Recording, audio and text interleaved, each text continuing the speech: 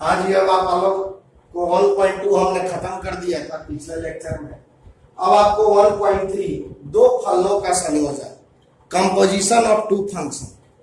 Composition of two function का मतलब दो फंक्शन का मिक्सचर। तो इसका डिफिनेशन है कि अगर कोई फलन ए को बी पे पहुंचाता है और जी बी को सी पे पहुंचाता है तो दोनों फलनों का संयोजन गॉप ए से सी पे पहुंचाएगा। मतलब यहाँ पे एक अलग गाड़ी है जो ए से बी पे पहुंच रहा है और बी एक अलग गाड़ी है जो आपको सी पे पहुंचा रहा है। लेकिन गॉप एक ऐसा फंक्शन है जो डायरेक्ट आपको ए से क्या कर देगा, फिर सी पे, यानी दोनों का संयोजन। ये दो व्यक्ति अलग अलग मिलकर काम कर रहा है, गॉप अकेले डायरेक्ट आपको ए से सी पे पहुंचा दे रहा है। इसी को कहते हैं गॉप फलनों का संयोजन। संयोजन का मतलब होता है दो फंक्शन का मल्टीप्लाई। ओ का मतलब ऑफ, ऑफ का मतलब इनटू, इनटू का मतलब गुना। तो देखिए ए से बी एक ले जा रहा है और बी से सी आपको जी ले जा रहा है और गॉप क्या कर रहा है कि डायरेक्ट आपको ए से सी ले जा रहा है। तो यही हो गया दो फलनों का संयोजन से आप डायरेक्ट ए से सी पे पहुंच जाओ। अब इसका एक इंपॉर्टेंट चीज है व्युत्क्रमणीय फंक्शन, इनवर्सिबल फंक्शन। दो फलन F y such that x और g x such that y जा रहा है x पर और x जा रहा है y पर। तो थोड़ा सा गलती हुआ है यहाँ पे,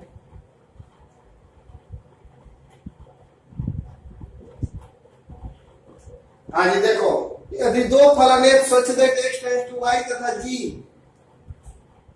y टेंड्स टू x एक दूसरे का अपोजिट, f जो है x को y पे ले जा रहा है और g जो है y को x पे ले जा रहा है, तो और दोनों का कंपोजिशन, अगर दोनों का कंपोजिशन तत्समक फलन है i का मतलब 1, तो इसको हम लोग f का व्युत्क्रमणीय फलन कहेंगे। जैसे ये देखो, इसको ऐसे समझा जाता है i का मतलब 1 होता है, g इंटू f हो गया बराबर i और g इनवर्स लोगे इधर तो i इंटू जी इनवर्स, तो ये i हो गया, i का मतलब 1 हो गया, जैसा कि मैट्रिक्स में पढ़े थे। तो एक बराबर क्या आ गया, जी इनवर्स। तो वही आपको दिखाया गया है कि गॉप बराबर i होगा तो f बराबर होगा g का व्युत्क्रम और फॉग बराबर i होगा तो g बराबर f इनवर्स आ जाएगा। तो यदि दो फलन f x such that y x को y पे ले जा रहा है और g जो है y को x पे ले जा रहा है और गॉप बराबर ix और फॉग बराबर iy हो, मतलब तत्समक फलन हो, तो g को f का व्युत्क्रमणीय फलन कहते हैं। और इसे व्युत्क्रम को किस चीज से सूचित किया जाता है, f इनवर्स से। और सबसे इंपॉर्टेंट चीज, इसको नीचे आप कॉपी में लिखेंगे, बहुत ही इंपॉर्टेंट चीज है ये। व्युत्क्रमणीय फलन के लिए फलन को एकैकी और आच्छादक होना आवश्यक है। आपको कभी ऑब्जेक्टिव में पूछ सकता है कि कोई फलन व्युत्क्रमणीय है तो एकैकी है कि आच्छादक है कि दोनों है कि दोनों में से कोई नहीं है। तो आपका आंसर होना चाहिए कि दोनों है। सबसे पहले गॉप निकालना है आपको। क्वेश्चन कर रहा है कि गॉप बताइए क्या हो। गॉप का मतलब होता है जी इंटू ओ का मतलब ऑफ का मतलब का मतलब गुना, और यहाँ पे x छुपा रहता है। जैसे 3 से पहले प्लस का साइन छुपा रहता है, उसी तरह से यहाँ पर फंक्शन जो है x छुपा रहता है।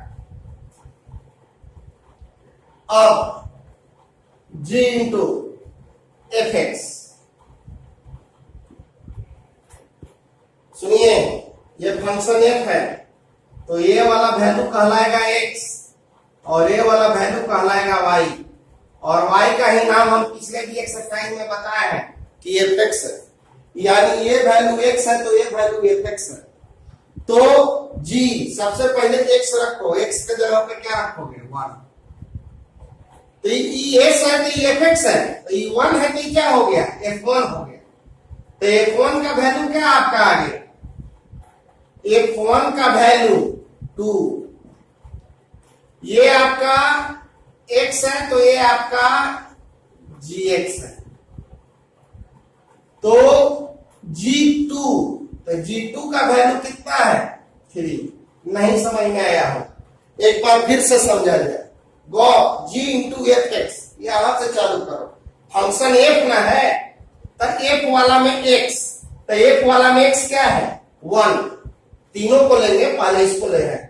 तब एफ वाला में एक्स 1, और ये वाला जो वैल्यू होता है ई एक्स है तो ई एफ एक्स है, तो ई 1 है तो ये किसका वैल्यू होगा, सुनो ये एक्स का वैल्यू तो ये एफ एक्स का वैल्यू, तो ये 1 तो ये किसका वैल्यू होगा f1, ये 1 तो ये किसका वैल्यू होगा f1, तो f1 का वैल्यू कितना है आपका 2, तो ये f1 हटा के जा 2, e है 2 तो हाई होगा g2, ऐसा g में है, ये है 2 तो ये किसका वैल्यू होगा g2 का, ये किसका वैल्यू होगा g3 का, ये किसका वैल्यू होगा g1 का, तो g2 का वैल्यू 3।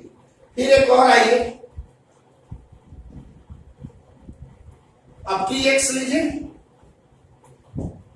एफ में एक्स, एफ में एक्स, तो हाई वाला एक्स ले लिए, हाई वाला तो एक्स के जगह पे क्या रखोगे 3। चलो f3 का वैल्यू बताओ, हाई है 1, देखो एग्जांपल दिए हैं कि हाई है x तो हाई है fx, तो हाई है जैसे यहां पे 1 6, तो ये तुम्हारा है 1, लेकिन ये किसका वैल्यू है f1 का, अगर f में है तो, अगर f में है तो ये है 1 तो ये है f1, और अगर g में है तो ये है 2 तो ये है g2। तो जरा ध्यान दो, x तो x के जगह पे रख दिए 3, f3 का वैल्यू बताओ, ये है 1 तो ये है f1, तो ये है 3 तो ये क्या होगा f3, तो f3 का वैल्यू कितना है हाइट, g5 का वैल्यू, हाई है 2 तो हाई है g2, तो g वाला में देखो नीचे वाला है, नीचे वाला में g5, ये है 1 तो ये है g1, ये है 2 तो ये है g2, ये है 5 तो ये है g5। फिर से सुनो, ये 1 तो ये है g3, ये 2 तो ये g2 का मान है, ये 5 तो ये g5 का मान है, तो ये f3 तो सॉरी g5, तो g5 का मान कितना है 1। फिर से यहां से देखो, गो g into f x, x के जगह का मान, तो ये हो गया f1, f1 का वैल्यू, हाई वैल्यू किसका है कोई पूछेगा तक, f1 का, हाई किसका है f3 का, हाई किसका है f4 का, तो f1 का वैल्यू कितना है 2, f1 हटा के 2, और g2 तो हाई तो वैल्यू g1 का है, और हाई वैल्यू जो है g2 का है, तो g2 के जगह पे गो g इंटू एफ, हाई वाला तो हो गया भाई, तो x के जगह पे 3, तो f3 का वैल्यू हाई है 3 तो हाई कहलाएगा f3। देखो ना यहाँ पे लिखे हुए हैं, हाई है 1 तो हाई कहलाएगा f1, हाई है g, हाई है 2 तो हाई कहलाएगा g2।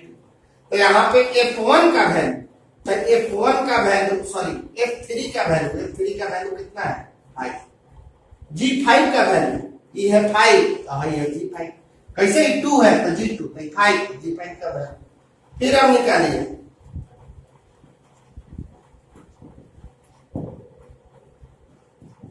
x के जगह पे लास्ट वाला f4 का वैल्यू तुम लोग बताओ, गेस करो, f4 का वैल्यू हाई है 1 तो हाई वैल्यू है f1 का, हाई है 3 तो हाई वैल्यू है f3 का, तो f4 का वैल्यू बताओ, तो f4 का वैल्यू 1, और g1 का वैल्यू, हाई के का वैल्यू है ये 2 है तो g2, हाई के का वैल्यू है 5 है तो g5, तो g1 का वैल्यू जब 1 है तो ये क्या वैल्यू होगा g1 का, g1 का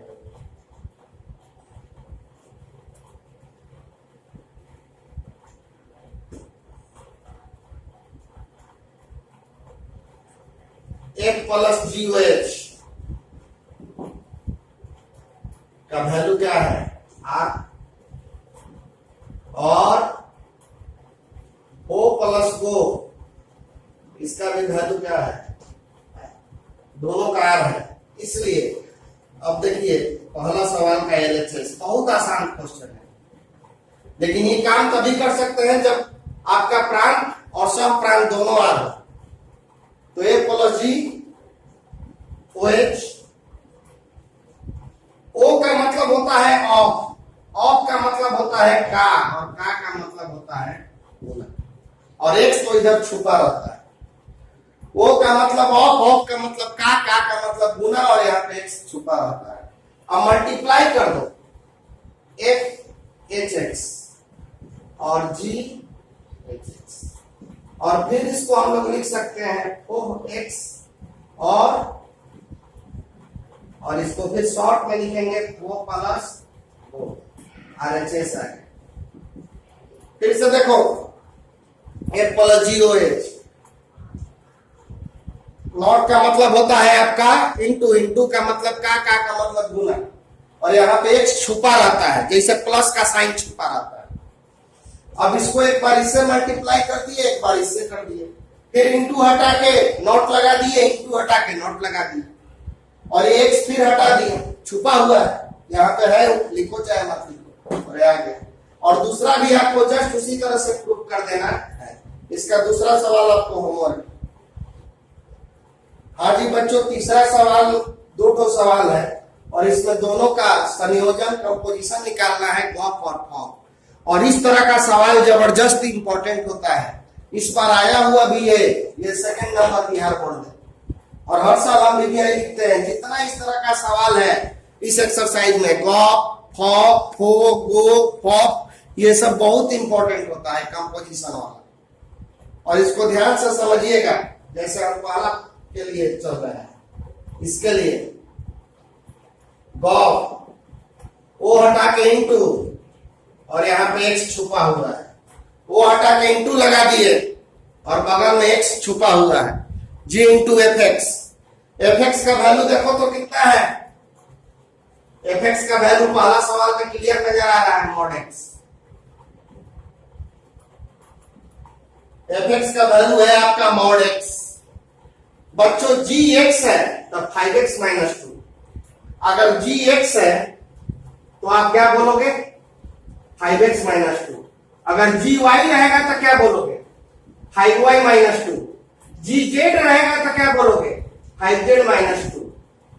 तो जी एक्स है तो 5x माइनस 2, जी वाई है तो 5y माइनस 2, जी जेड है तो 5z माइनस 2, तो जी मॉड एक्स है तो क्या होगा 5 मॉड एक्स माइनस, जी एक्स है तो 5x, तो जी मॉड एक्स है तो 5 मॉड एक्स, जी वाई है तो 5y, तो जी मॉड एक्स है तो 5 मॉड एक्स माइनस 2।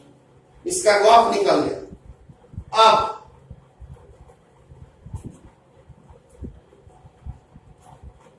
फॉर्म निकाला जाए, एफ इंटू जी एक्स। चलो जी एक्स का वैल्यू, जी एक्स का वैल्यू कितना है बच्चों, जी एक्स का वैल्यू है 5x माइनस 2। जी एक्स हटा के यहां पे क्लियर देखो मॉड 5x माइनस 2। अब एक एक्स है तो एक एक्स है तो मॉड एक्स, एक वाई है तो क्या होगा मॉड वाई, तो एक मॉड इतना है तो इसका क्या होगा 5x माइनस 2 का मॉड का। अरे एक फट रहा है तो क्या हो रहा है मॉड आ रहा है, बस यही ना हो रहा है। एक जैसे ए फटा तो एक्स पर मॉड आया, ब्रैकेट हट के क्या आया मॉड। एक वाई है तो ब्रैकेट ए फटा तो ये ब्रैकेट हट के क्या आ गया मॉड, तो उसी तरह से यहाँ पे ए फटेगा तो, लेकिन डबल मॉड मीनिंगलेस होता है।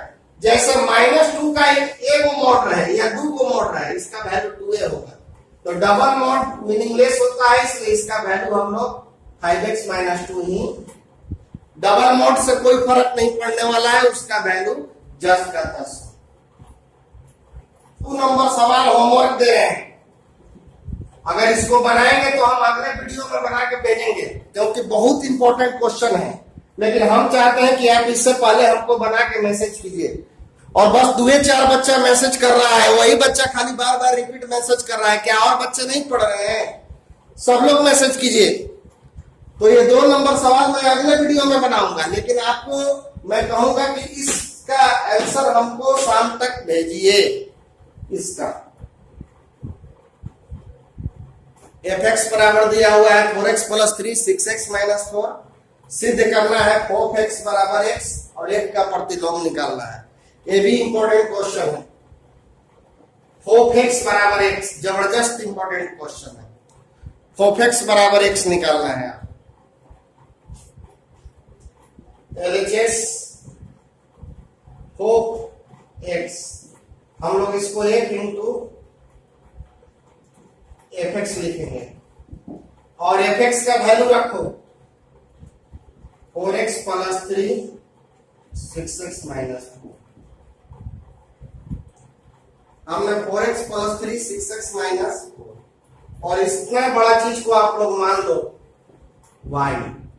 हमने इतना को मान लिया y, तो ये वाला हटा के अब आप लोग क्या लिखोगे? fy लिखोगे, क्योंकि इतना बड़ा चीज को fy माना है। चलो fy का वैल्यू बताओ बच्चों। fx का वैल्यू है 4x plus 3 6x minus 4। fx का वैल्यू है 4x प्लस 3 6x माइनस 4। तो fy का वैल्यू बताओ। fy तो आप x के जगह पे y रख दोगे। fy का वैल्यू तो आप x के जगह पर y रख दोगे, तो fy का वैल्यू हो गया। तो fy का वैल्यू आपका क्या हो जाएगा? 4y plus 3 6y minus 4। बच्चों fx बराबर इतना है। आपसे कोई पूछा कि fy बताइए, तो x हटा के y किए, तो इधर भी x हटा के क्या करोगे? y। तो ये आ गया आपका fy का वैल्यू।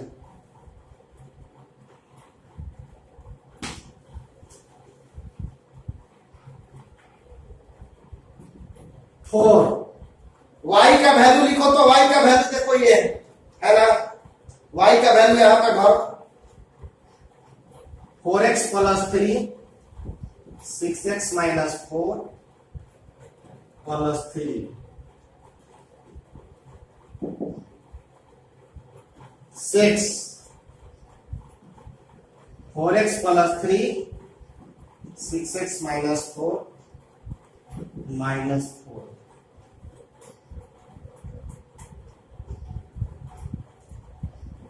मल्टीप्लाई कर दो 16x 6x माइनस 4। ये मल्टीप्लाई करो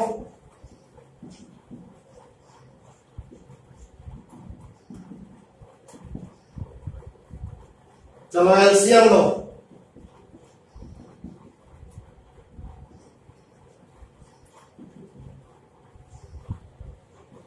6x minus 36 18x minus 12 24x plus 18। ये हो जाएगा, माइनस से मल्टीप्लाई करोगे माइनस 24x, अब माइनस माइनस हो जाएगा plus 16 by 6x minus. LCM ले लिए और ये कैंसिल हो गया बच्चों। प्लस 12 माइनस 12 और ये कैंसिल हो गया। तो आपका वैल्यू कितना आ गया? 34x बाई 34 कैंसिल करा तो x आपका आ गया RHS। इसको जोड़ोगे 34x ये हो गया और x आपका आ गया। फिर से देखो 4x वो हटा के इंटू fx का वैल्यू ये और इतना को मान लिया है y, तो इसको हटा के fy, तो fx का वैल्यू ये है तो fy का वैल्यू, तो जहां जहां x है वहां वहां y कर दो। फिर y का वैल्यू इतना बड़ा रख दो यहां पर भी और यहां पर भी। 4 से मल्टीप्लाई और 6 से मल्टीप्लाई कर लो। अब आप एलसीएम ले लो, इसको इससे मल्टीप्लाई, इसको इससे मल्टीप्लाई, ये कैंसिल हो गया, ये कैंसिल और ये कैंसिल हो गया और आपका आंसर आ गया। तो यही आपका आ गया 4x।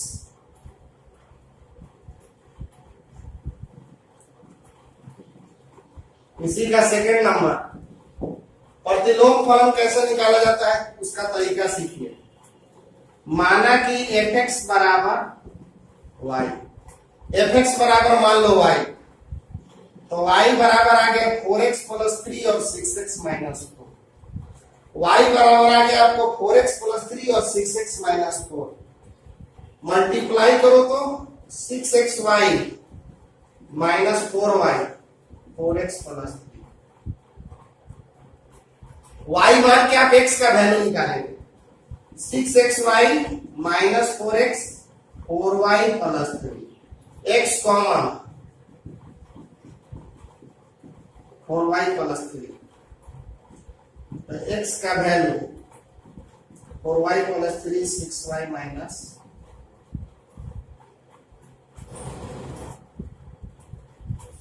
और इसी x को हम लोग बोलते हैं f इनवर्स y बराबर 4y प्लस 3 और 6y माइनस। ये कैसे होता है जरा सा समझ लो। देखो बच्चों, अगर fy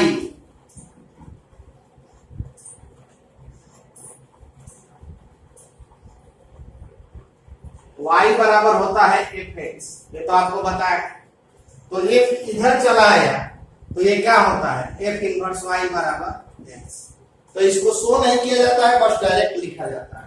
y बराबर fx है तो f इधर आ गया तो f इनवर्स हो गया। तो f इनवर्स y बराबर क्या आ गया 4y प्लस 3 और 6y माइनस 4। और अगर यहाँ पे आप y के जगह पे x लोगे तो f इनवर्स x बराबर आ गया 4x plus 3 by 6x minus 4। और f इनवर्स x हमारा कितना के बराबर है fx के बराबर। तो हम लोग x कट गया तो यहाँ पे क्या देख रहे हैं कि f inverse is equal to f। अतः f का प्रतिलोम स्वयं f का प्रतिलोम f है। फिर से समझो, यहाँ कभी भी प्रतिलोम निकालना होगा तो आप fx को मान लेंगे y, तो fx के जगह पे y रखो और x का वैल्यू निकालो। हर सवाल में fx बराबर y मानो और x का वैल्यू निकालो। ये 6xy हो गया, ये 4y हो गया, ये इधर आ गया माइनस, ये इधर चला गया प्लस। x कॉमन ले लो, ये चला आया बटा में, x का वैल्यू निकल गया। अब देखो इस x को ही हम लोग f इनवर्स y कहते हैं। हमने क्या माना है fx बराबर माना है y, तो x बराबर f इनवर्स y होगा कि नहीं। तो इसको शो नहीं किया जाता है, बस समझने के लिए। तो x के जगह पे f इनवर्स y रख दिए और f इनवर्स y को हटा के x रखोगे तो ये fx हो जाएगा। तो ये देखिए f इनवर्स x रखें तो ये fx के बराबर आ गया, यानी f किसके बराबर आ गया f इनवर्स के। तो हम लोग बोलेंगे कि f का प्रतिलोम स्वयं f ही है। आज अब 3 क्वेश्चन है और तीनों का पूछ रहा है कि क्या इनका प्रतिलोम फलन संभव है। तीनों का प्रतिलोम फलन संभव है कि नहीं है, यही क्वेश्चन कर रहा है। तो हमने आपको आज बताया है प्रतिलोम फलन या व्युत्क्रमणीय फलन दोनों एक ही चीज है। तो प्रतिलोम फलन या व्युत्क्रमणीय फलन को फल तभी संभव है जब फलन एकैकी तथा आच्छादक हो। तो आपको चेक करना होगा कि कौन सा फलन एकैकी तथा आच्छादक है। पहला के लिए आइए ए बी 1 2 3 4 और इधर 10। एक किस पे जा रहा है 10 पे, 2 10 पर, 3 भी 10 पर और ये 4 10 पर। ये फलन एकैकी आच्छादक है। ये फलन आच्छादक तो है लेकिन एकैकी नहीं है। एकैकी का मतलब एगो का एगो प्रतिलोम होना चाहिए, ऐसा चारों का एक प्रतिलोम है। इसलिए चूंकि यह फलन एकैकी आच्छादक नहीं है, अतः इसका प्रतिलोम संभव नहीं। इसका प्रतिलोम संभव नहीं है। चलो दूसरा वाला चेक करो तो बच्चों, दूसरा क्या है, फिगर बनाइए ए बी 5 6 7 8 1 2 3 4 5 का जा रहा है 4, 6 का 3, 7 का 4 और 8 का 2। ये तो फलन आच्छादक था, एकैकी नहीं था। लेकिन ये फलन एकैकी भी नहीं है और आच्छादक भी नहीं है। आच्छादक काहे नहीं है? एक खाली रह गया, और जब कोई फंक्शन में कोई एलिमेंट खाली रह जाता है तो आच्छादक नहीं होता। एकैकी काहे नहीं है? 7 का भी वही प्रतिबिंब है और 5 का भी प्रतिबिंब वही है, तो इसका भी वही बात लिख देंगे। यह फलन एकैकी आच्छादक नहीं है, अतः एक इनवर्स संभव नहीं, इसका भी एक इनवर्स संभव नहीं। अब आइए थर्ड वाला का चेक कर लिए। थर्ड वाला का क्या स्थिति बनता है?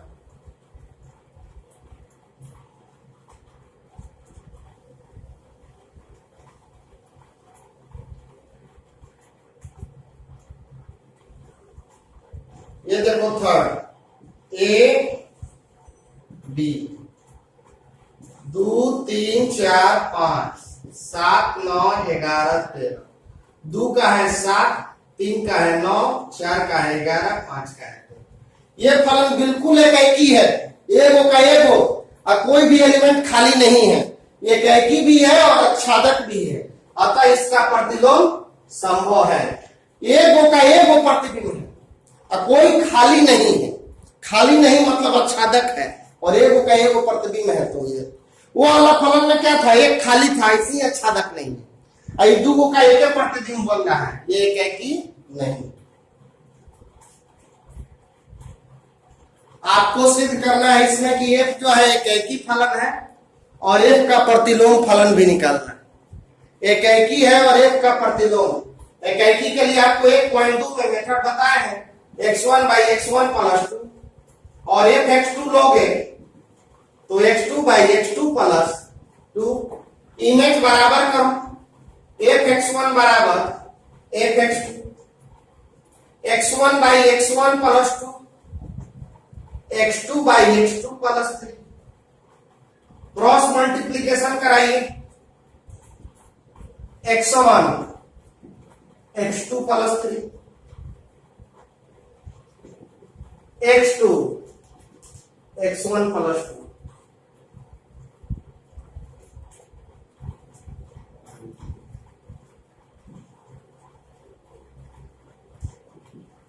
अब आप मल्टीप्लाई करो, x1 x2 2x1, x1 x2 2x2, ये कैंसिल हो गया।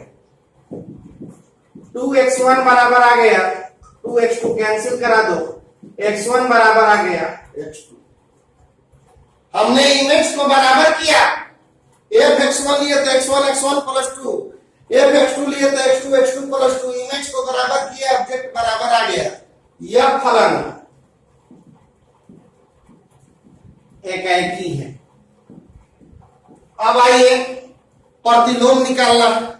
प्रतिलोम निकालने के लिए हमने बस एक ही उपाय बताया है कि आप f(x) को मान लो y।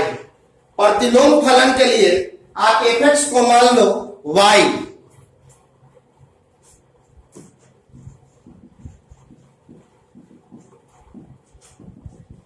xy plus 2y x, 2y equal to x minus xy,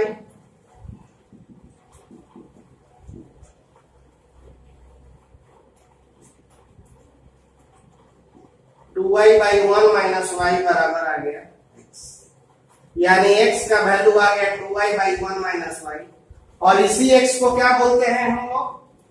f inverse y, 2y by 1 minus y, और यही आपका हो गया आंसर।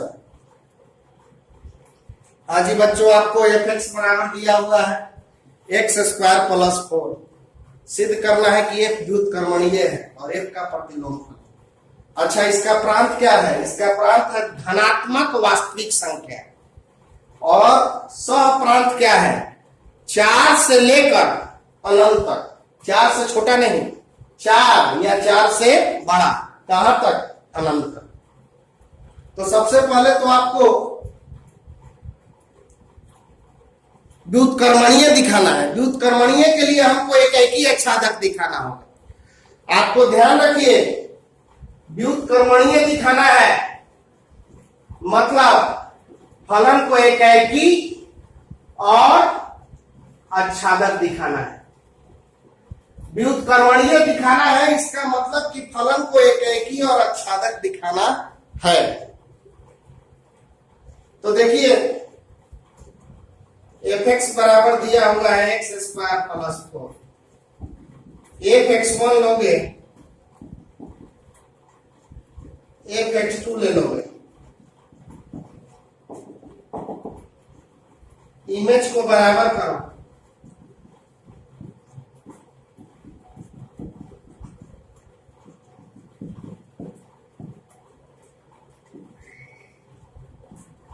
x1 स्क्वायर बराबर x2 स्क्वायर। अब आप बताओ कि यहां प्लस माइनस लोगे कि नहीं लोगे? अगर प्लस माइनस लोगे तब फलन एकाएकी नहीं होगा, और अगर प्लस माइनस नहीं लोगे तब फलन एकाएकी होगा। अब आप इसको पढ़िए और तब बताइए कि आप प्लस माइनस लेंगे कि नहीं। एक्स आपका क्या है, और तब एक्स आपका धनात्मक वास्तविक संख्या है, तो प्लस माइनस लोगे कि नहीं लोगे? आप प्लस माइनस नहीं लोगे।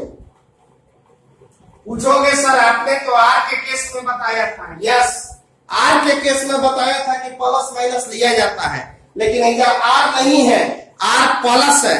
आर प्लस का मतलब केवल पॉजिटिव रियल नंबर। तो केवल पॉजिटिव रियल नंबर, तो फिर माइनस कहां से लेंगे? आर रहता तो लेते, आर में प्लस माइनस दोनों होता है, लेकिन आर प्लस है। आर प्लस का मतलब पॉजिटिव रियल नंबर, और पॉजिटिव रियल नंबर में प्लस माइनस माइनस नहीं होता है, इसलिए ये फलन एकाएकी। अब आप आच्छादक देखो, तो आच्छादक के लिए याद करो 1.2 में पढ़ा है, पहले x को माना जाता है y, तो y इक्वल टू हो गया x स्क्वायर प्लस 4, तो y माइनस 4 बराबर x स्क्वायर, तो रूट अंडर y माइनस 4 बराबर आ गया x, यानी x का वैल्यू आपका आ गया रूट अंडर y माइनस 4। अब क्या बताए थे x का वैल्यू निकालने के बाद? अब x का वैल्यू निकालने के बाद आपको बताए थे कि पहले y देखिए कहां से कहां तक। y इस क्वेश्चन में 4 से लेके अनंत तक है।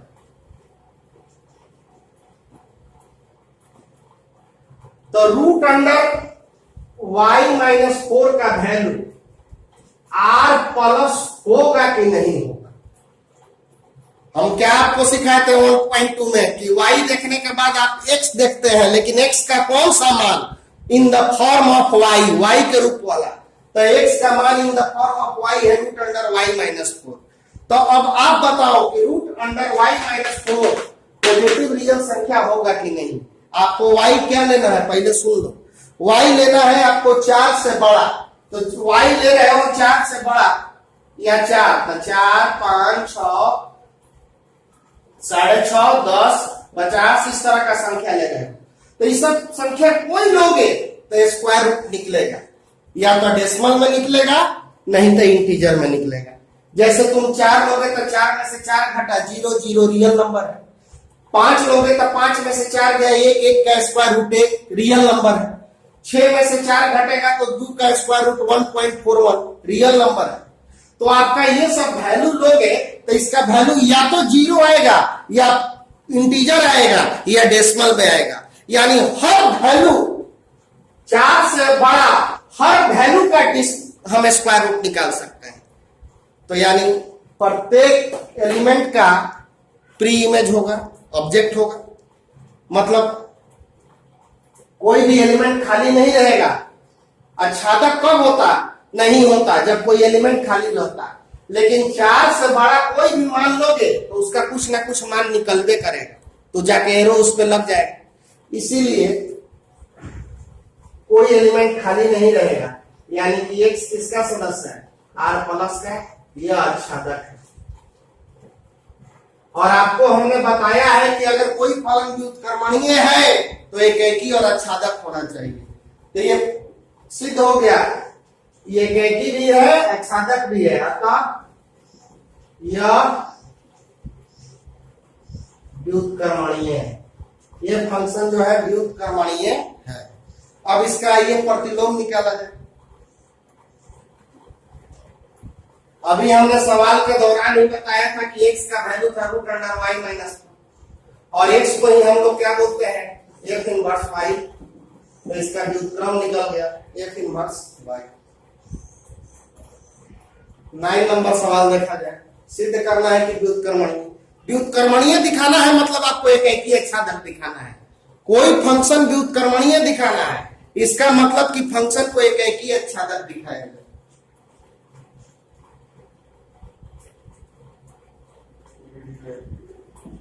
आज ही बच्चों सिद्ध करना है कि ये व्युत्क्रमणीय फलन है और f इनवर्स भी निकालना है। देखिए इस तरह के सवाल को पहले हम लोग होल स्क्वायर बनाते हैं, और होल स्क्वायर कैसे बनाया जाता है सीखिए। इसको होल स्क्वायर बना, और जितना का स्क्वायर बनाओगे 2 से गुना करके लिखो।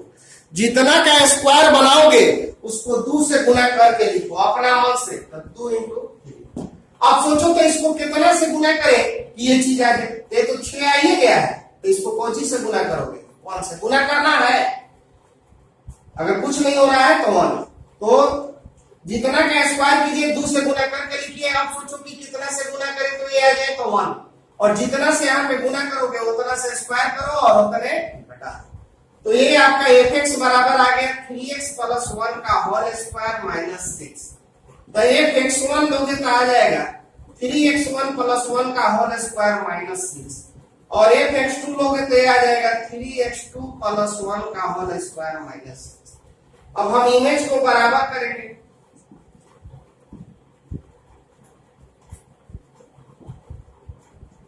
थ्री x1 + 1 का होल स्क्वायर माइनस 6 और 3x2 + 1 का होल स्क्वायर माइनस 6 से कैंसिल हो गए, और दोनों तरफ स्क्वायर हटेगा तो प्लस माइनस नहीं लिखाएगा, क्योंकि यहां पर भी धनात्मक वास्तविक संख्या, इसलिए प्लस माइनस नहीं लिखेंगे, और ये 3 से 3 कट जाएगा, और x1 बराबर आ गया x2। ये एकैकी। अब आपको सिद्ध करना है कि ये आच्छादक है कि नहीं, क्योंकि जब तक आच्छादक नहीं सिद्ध होगा कि व्युत्क्रमणीय है।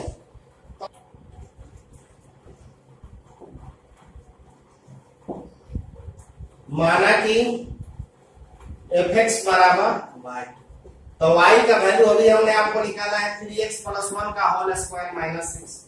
तो y + 6 बराबर आ गया 3x + 1 का होल स्क्वायर। तो √y + 6 बराबर 3x + 1। तो √y + 6 - 1 बराबर 3x। √y + 6 - 1/3 बराबर आ गया x। देखो बच्चों, आच्छादक के लिए पिछले सवाल में भी बताया कि पहले आप x का वैल्यू निकाल लो in the form of y। अब y देखो तुम्हारा कहां से कहां तक है, -5 से लेके अनंत तक। -5 से लेके माने -5, -4, -3, 2, 1, 0, 10, 20, 50 ऐसे है। तो √y + 6 - 1/3 का वैल्यू r प्लस होगा कि नहीं? देखो बच्चों, -5 रखोगे तो इसका वैल्यू +1 आएगा, 1 का वर्गमूल निकल सकता है। इसका वर्गमूल कब नहीं निकलता है? जब हम y का वैल्यू -6 से छोटा लेते तब, मैंने -7, -8, -10, 20, 50 लेते तो वर्गमूल नहीं निकलता। -10 लेते तो -10, अगर -10 लेते तो ये आ जाता -4, अब -4 का वर्गमूल नहीं निकलता। लेकिन आपको ये सब संख्या लेना ही नहीं है, आपको संख्या लेना है -5 से बड़ा, -5, -4, -3, -2, -1, 0, 1, 2, 3, ये सब ले रहा है, तो इस सब में वर्गमूल निकलेगा, यानी सब का कोई ना कोई प्रतिबिंब आपको r प्लस में होगा। -5 से बड़ा कोई भी वैल्यू लीजिएगा तो धनात्मक आएगा, और धनात्मक वाला का या तो पूर्णांक आएगा नहीं तो दशमलव में आएगा, तो पूर्णांक को ही रखेगा और दशमलव वाला भी रखेगा r प्लस, इसलिए ये सारा का सारा एलिमेंट का प्रतिबिंब होगा। हाँ, गड़बड़ कब होता है जब y का वैल्यू -6 से छोटा रहता है तब, तो वो सब तो लेना ही नहीं है, तो ये आच्छादक है। अतः यह व्युत्क्रमणीय है। ये फलन आपका एकैकी भी है, आच्छादक भी है, इसलिए व्युत्क्रमणीय भी है। अब देखो प्रतिलोम इसका, तो x का वैल्यू हम कितना निकाल रहे हैं, x का वैल्यू है y प्लस 6 माइनस 1/3, और यही x को हम लोग क्या बोलते हैं, एक इनवर्स y बोलते हैं, √y प्लस 6 माइनस 1/3, और यही आपका इसका प्रतिलोम फलन। तो जो भी आपको होमवर्क दिए हैं आज तक इतना ही बना रहे हैं, होमवर्क जो है उसको बना के भेजिए, अधिक से अधिक लोग भेजें।